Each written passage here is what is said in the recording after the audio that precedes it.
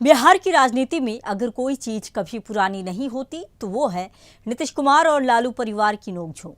और आज बिहार विधान परिषद में वही पुरानी सियासी ड्रामा नए एपिसोड के साथ देखने को मिला। बजट सत्र का 5वां दिन था, लेकिन माहौल ऐसा बना जैसे चुनावी मंच सजा हो। सत्ता पक्ष और विपक्ष आमने सामने थे और बीच में थे मुख्यमंत्री नीतीश कुमार और नेता प्रतिपक्ष राबड़ी देवी। यानी राजनीति का वो क्लासिक मुकाबला जिसे बिहार बरसों से देखता आ रहा है। जैसे ही मुख्यमंत्री नीतीश कुमार सदन में बोलने के लिए खड़े हुए, विपक्ष ने भी तय कर लिया कि आज चुप नहीं बैठना है। वेल में नारेबाजी शुरू हुई, सवालों की बौछार होने लगी और माहौल धीरे धीरे गर्माता चला गया। इसी दौरान राबड़ी देवी लगातार टोका टोकी करती रहीं।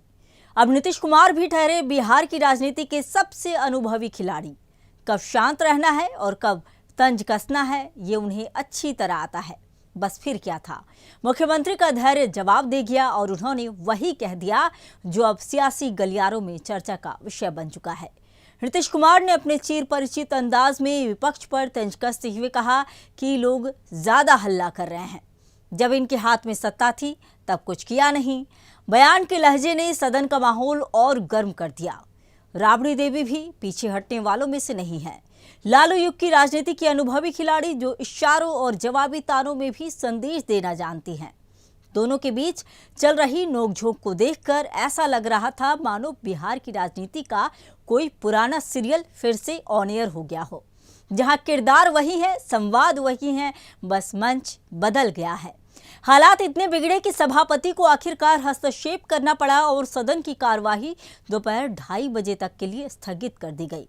यानी सदन में बहस कम और सियासी शोर ज्यादा रहा। सदन के बाहर आते ही विपक्ष ने भी अपना सियासी रंग दिखाया। नारे लगे, तख्तियां लहराई और सरकार को घेरने की पूरी कोशिश की गई। राबड़ी देवी ने मौके का फायदा उठाते हुए सीधे गृह मंत्री सम्राट चौधरी पर निशाना साध दिया। उनका कहना था कि जब से सम्राट चौधरी गृह मंत्री बने हैं तब से बिहार में हालात बिगड़े हैं और उन्हें अपने पद पर रहने का कोई नैतिक अधिकार नहीं है। राबड़ी देवी ने व्यंग भरे अंदाज में कहा कि गृह मंत्री ने खुद कहा था कि अगर घटनाएं होंगी तो इस्तीफा देंगे। अब तो बहुत कुछ हो चुका है। यह बयान राजनीति में कम तंज में ज्यादा सुना गया। इसी बीच आरजेडी एमएलसी सुनील कुमार सिंह ने भी मौके पर एक नया मसाला डाल दिया। उन्होंने आरोप लगाया है कि जब सदन के अंदर विपक्ष बोल रहा था तब माइक बंद कर दिया गया। अब बिहार की राजनीति में माइक बंद होना भी अपने आप में एक बड़ा मुद्दा बन जाता है। सवाल उठा, माइक किसने बंद किया, इशारे किसके थे और क्या ये विपक्ष की आवाज दबाने की कोशिश थी? कुल मिलाकर बिहार विधानसभा परिषद का आज का दिन बहस से ज्यादा बयानबाजी, चर्चा से ज्यादा तंज और नीति से ज्यादा राजनीति का रहा। एक तरफ नीतीश कुमार अपने कामकाज का हवाला देते रहे तो वहीं दूसरी तरफ राबड़ी देवी पुराने अनुभव और सियासी चुटकुलों के साथ मोर्चा संभालती रही। बिहार की राजनीति में ये कोई नई बात नहीं है। यहाँ मुद्दों से ज्यादा व्यक्तित्व टकराते हैं और सदन कई बार नीति निर्धारण से ज्यादा सियासी अखाड़ा बन जाता है।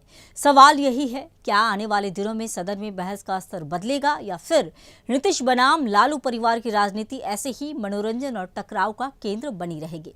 फिलहाल आइए आपको दिखाते हैं कि नीतीश कुमार ने क्या कुछ कहा था। क्या है, जब हम लोगों की सरकार आई है 2005 में तो एक एक चीज देख लिया, हर चीज को जानते हैं। ये कोई काम की है?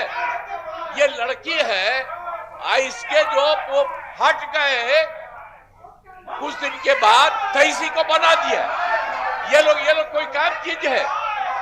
ये लोग आई 3 को बोल रही है। सुनो, तुम बोल रहे थे तो कुछ काम किया है? आज तक वो लोग किसी महिला को बढ़ाया है और आज तक कभी कोई काम किया है? इन लोगों ने कोई काम नहीं किया है और हम लोगों की सरकार के द्वारा सारा का सारा काम किया जा रहा है। जब मुख्यमंत्री बोल रहे हैं, गड़बड़ करता है आप लोग बैठिए, अपनी जगह पर जाइए। और एक एक तरह से बिहार कितना आगे हो रहा है और केंद्र सरकार का सहयोग है और इसके चलते बिहार बहुत आगे बढ़ रहा है। आप लोग तो आज तक कोई काम ही नहीं किए तो यहाँ पर आके क्या खड़ा हो रहा है? इन सब लोगों पर तो एक्शन तो इतना तो तय है, बिहार की राजनीति बोर नहीं होने देती। यहाँ हर सत्र में कोई ना कोई ऐसा पल जरूर आ जाता है जो सुर्खियों में छा जाए और जनता कहे बिहार है, यहाँ सब चलता है। फिलहाल के लिए इस खबर में इतना ही। अन्य खबरों के लिए बने रहिए सुदर्शन बिहार के साथ। जय हिंद।